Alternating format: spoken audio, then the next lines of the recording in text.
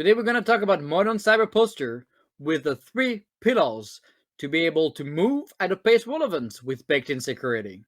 If you implement DevSecOps, this is going to enable you to move at a pace relevant and deliver capabilities in the hands of your end user multiple times a day and with baked-in security. Now, let's take a look at the 3 pillars for modern cyberposture. The first pillar is moving target defense. Cattle versus pet. We talked about cattle versus pet in a previous video, but pretty much what that means is a virtual machine, you give it a name, you care for it, you don't want it to die, you want to heal it if there's a problem. That's pets. Cattle is a container. You go shoot it behind the barn every 4 hours and move on. That creates the concept of immutable state and continuously going back to immutable state every 4 hours. That is moving target defense. Your entire infrastructure, platform, and application becomes cattle. Effectively, that prevents malicious actor to retain that foothold in your system if they manage to get in. Additionally, everything is code.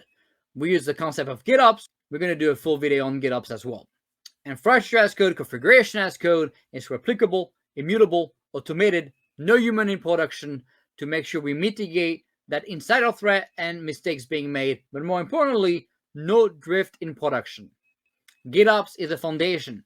Your source code becomes your crown jewel. And please, pull, don't push. Now, we have the second pillar, Zero Trust. Zero Trust became a bloated term.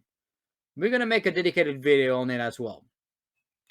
But effectively, Zero Trust is both the enforcement of the device state and identity using strong identity and looking at the device state, patching, updates, and whether or not it's using a proper endpoint protection capability. But then you also have the user identity using multi-factor authentication. And we're looking at the component risk of the device use and the user risk. And the component risk is what defines what kind of access you're going to get. So if I use a government device with my account, or if I use a non-government device with my account, I get access to different things. The identity also are not just for people, but also for non-person entities, NPEs, microservices, systems talking to each other as well. The entire traffic east-west is limited to only what is whitelisted by using the concept of microsegmentation and what we call software-defined perimeter, SDP, not SDN, very different. SDP will also enforce the device state as well. Effectively, each combination of a device and a user have a dedicated segment of one. It's a dedicated network, so malicious actors cannot laterally move between networks.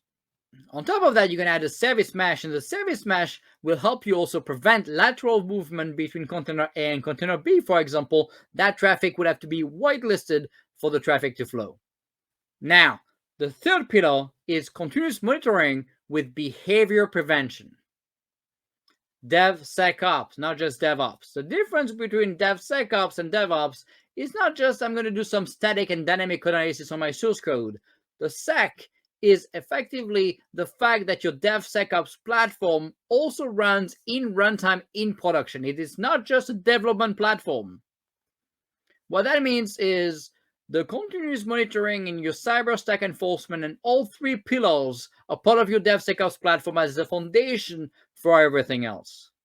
We leverage continuous monitoring with behavior prevention using AI and ML capabilities. It's going to continuously monitor the containers and proactively kill them if they drift in behaviors.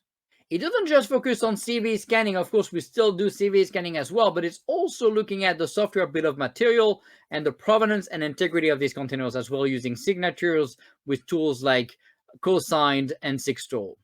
Here we have it, 3 pillars: moving target defense, Zero Trust, continuous monitoring with behavior prevention.